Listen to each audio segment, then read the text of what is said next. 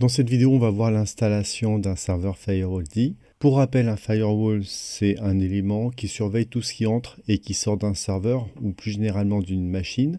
On va commencer par installer le firewall sur notre machine. Donc ici, c'est une machine Debian.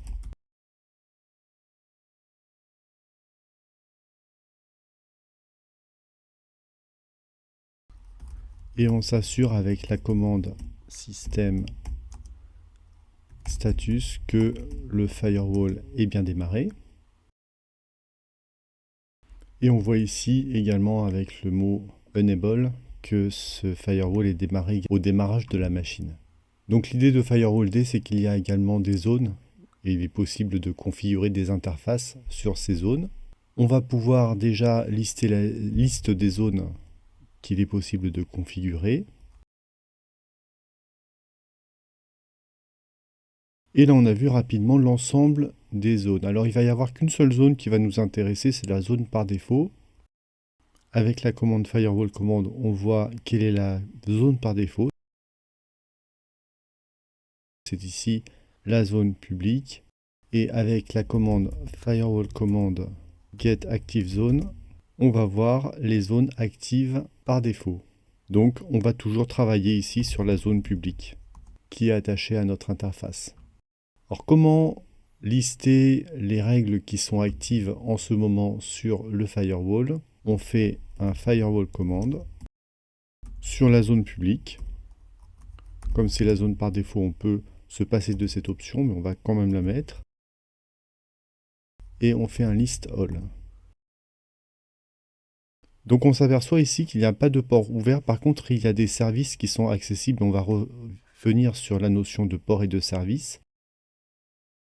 Il y a deux services qui sont accessibles sur la machine que le pare-feu laisse passer. C'est le service SSH sur le port 22 et le DHCP V6 client. Pour les tests, on va installer rapidement un serveur Nginx. Voilà, le serveur est installé. On va vérifier qu'il est bien démarré. C'est le cas. Maintenant, est-ce qu'on accède à ce serveur? On n'accède pas au serveur, ce qui est un peu normal parce que le pare-feu est actif. Par contre, le port 80 n'est pas ouvert. Pour vraiment aller au bout des tests, on va quand même vérifier que le serveur écoute bien sur le port 80.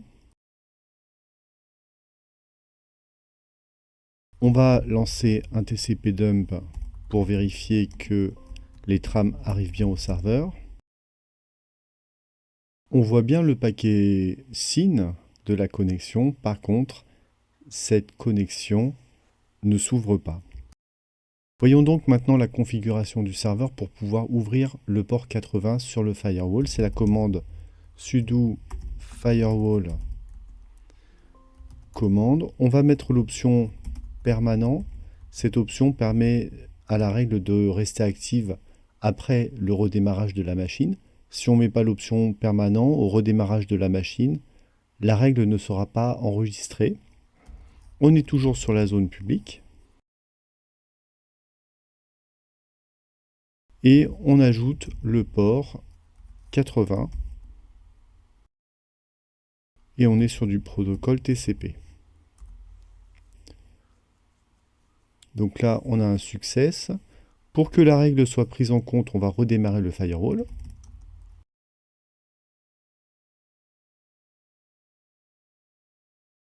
Voilà, on va vérifier avec la commande list que notre port a été ajouté. Et on voit bien ici que le port 80 en TCP a bien été ouvert. Alors si on veut ouvrir un port UDP, on va faire la même commande avec le mot-clé UDP. On va vérifier maintenant si notre serveur web est bien accessible. Et c'est le cas, notre serveur web est bien accessible. Donc en ouvrant ce port 80, on a permis l'accès au service et puis on voit bien que notre firewall fonctionne bien. Maintenant, on va refermer ce port. Donc on va reprendre la commande add et on met à la place le mot-clé remove. Toujours penser à redémarrer le firewall après avoir fait la modification. On va quand même vérifier que le port n'est plus accessible. On va essayer avec une navigation privée pour ne pas avoir des problèmes de cache. On va voir maintenant une autre façon d'écrire les règles. Il s'agit des règles qu'on appelle Rich Rule. Et ces règles vont nous permettre de pouvoir avoir plus d'options à notre disposition. Par exemple, si on veut filtrer un serveur web sur l'adresse source ou sur un réseau source. Donc toujours avec la commande firewall command, on ajoute maintenant le mot-clé add rich rule.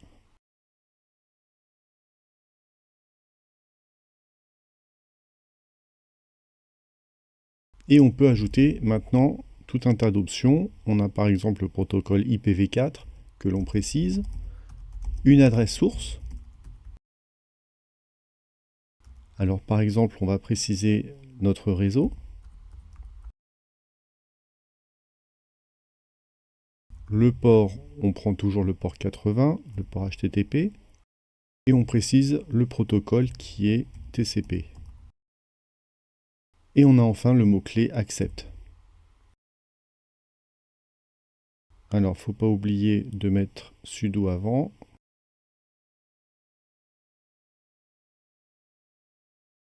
Et là, on a une faute de typo, c'est IPv4. Voilà. On n'oublie pas de redémarrer le firewall, ou de recharger plutôt les règles du firewall. Et on va vérifier maintenant avec la liste des règles. Et on voit bien ici que la Rich Rules a été ajoutée avec le réseau en source 192.168.1.0/24, accepté. On va vérifier quand même avec notre navigateur que l'on accède bien au serveur Nginx, et c'est le cas. Maintenant, si on modifiait cette règle, alors on va supprimer la règle en modifiant le mot add par remove. Voilà, on recharge le firewall. On vérifie avec la commande list all que la règle a bien été supprimée. Et on va ajouter une nouvelle règle, mais en modifiant l'adresse source. Par exemple, on va mettre cette fois-ci juste une machine.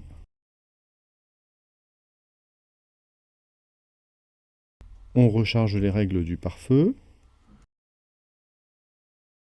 On vérifie que notre règle est bien sur le pare-feu, donc c'est le cas. Et puis on va retester avec notre navigateur.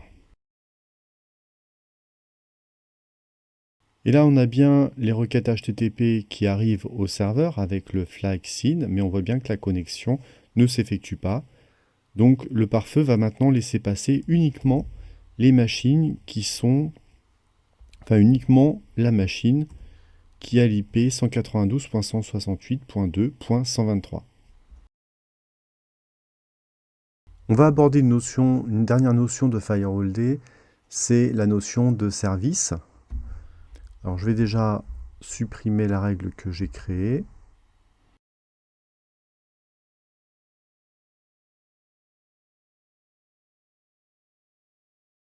Donc ici par exemple on a le mot-clé services avec le protocole DHCP et SSH, c'est-à-dire qu'il y a la possibilité d'ouvrir les ports en utilisant les services.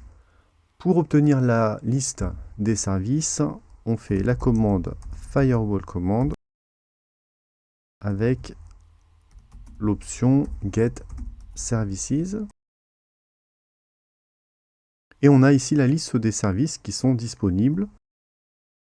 Pour avoir plus d'informations sur un service, on va entrer la commande info service.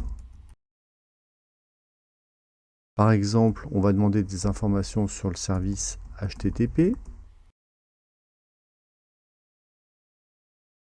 Et on voit que ce service ouvre le port 80 en mode TCP.